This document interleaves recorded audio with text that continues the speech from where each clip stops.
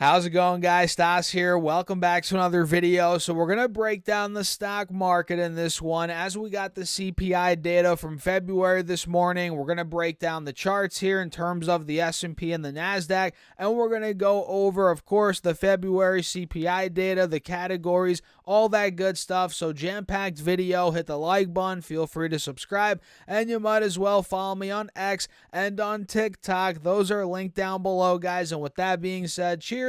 Let's dive right into the video. So check it out. The markets just closed less than 10 minutes ago, and we had a green day all across the board. Well, I guess the Russell kind of broke even today.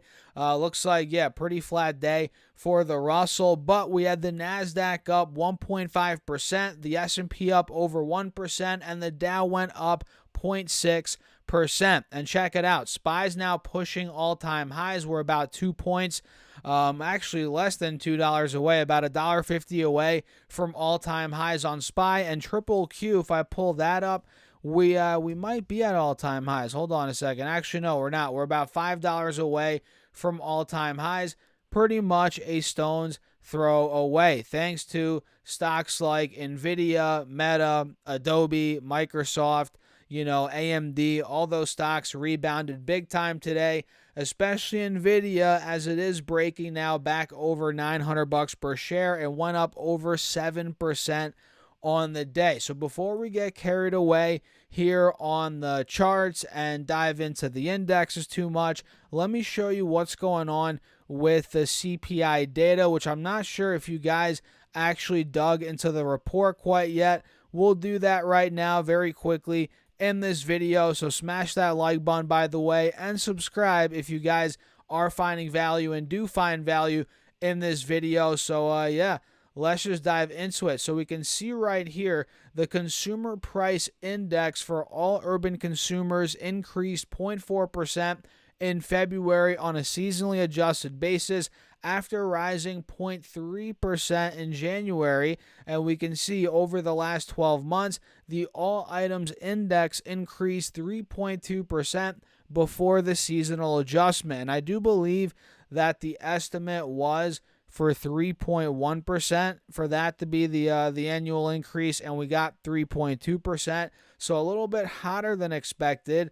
But again, the market's reacting like the market is reacting, right? And if we come down here to the core CPI, the index for all items less food and energy rose 0.4% in February, as it did in January. And the all items index rose 3.2%, like we said, for the 12 months ending February, a larger increase than the 3.1% increase in January that we saw last month. And this right here is the chart you guys can see for the 1 month change in CPI for all urban consumers, seasonally adjusted over the past year. So we can see it's been all over the place, right? We saw a big spike to 0.4% in February last year. Then March we got down to 0.1%. Then we spiked again to 0.4 in April, only then to drop to 0.1 in May. You guys can see the volatility in the CPI data month over month, right? So for all we know, we could dump next month, in March, the month that we're in right now. Time will tell. So let me come down here a little bit more, guys, so we can see these different categories. And this shows you here actually a nice little graph or a little chart, whatever you want to call it, of the CPI over the last year. We have the all items in blue, all items less food and energy in red, which is the core CPI. Both of those are trending down, which is exactly what Jerome Powell and the Fed and everybody else wants, right? We want inflation to get to that 2% level. Now, when will it get there?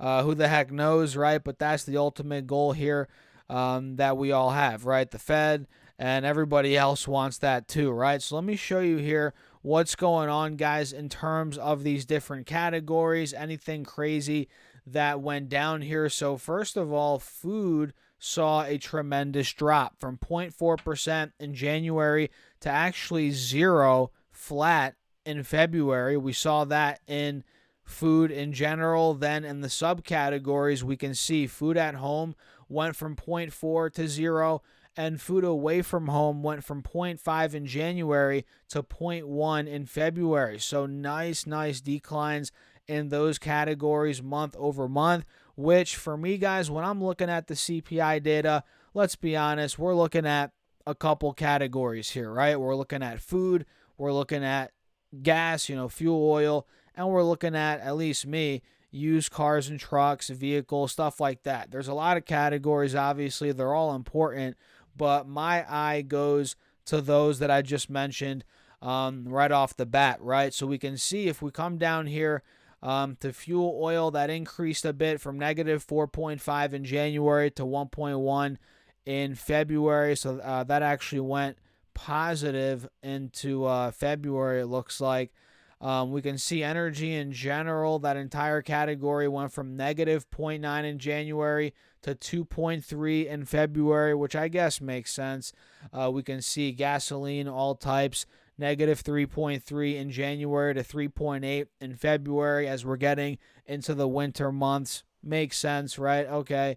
But still on the year, guys, you got to realize energy is still negative 1.9% as a whole, which is nice, right? We can see here if we come down to new vehicles, that pretty much stayed the same. It was 0 in January, negative 0.1 in February. Used cars and trucks actually increased from negative 3.4% in January to positive 0.5% in February. You guys may or may not be able to see that. Either way, I'm reading it off here so you guys can get an idea, right? And let me see, coming down here a little bit more.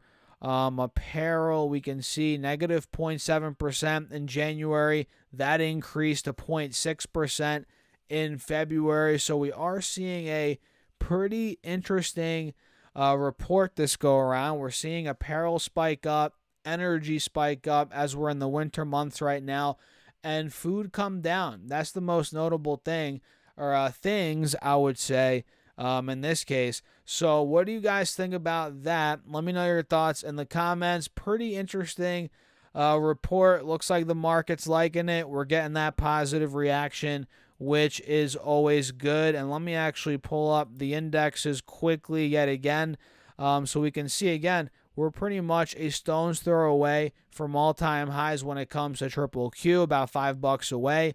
Like I said, SPY is pretty much right there as well. We're about $1.50 away, not even, more like $1.40.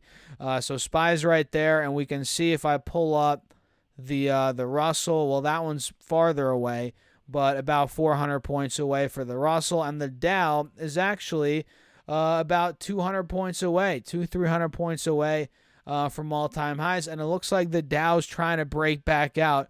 Does it not, guys? I mean, look, we had some consolidation. Now we're starting, as of today, as we had a 0.6% green day, we're starting to get past the 50 SMA and arguably starting to break out. So we had a couple of noticeable stocks move today. Obviously, NVIDIA, like I mentioned earlier in the video, we had a blip where it sold off from 974 down to about 850. That lasted barely a day and a half, and now we're back to the low mid 900s, and yeah, 7.2% green day. We're bouncing, looking pretty solid there. So NVIDIA is, right back at it, right? Like it never left. I mean, it never did leave. All we did see was a little pullback, right? And it looks like Adobe is starting to make a move here ahead of earnings. I believe they're tomorrow. No, they're in 2 days. They're on Thursday after the bell. So Adobe went up over 3% today. Looks like it's about to test that 180 moving average on the 4-hour chart here at 585,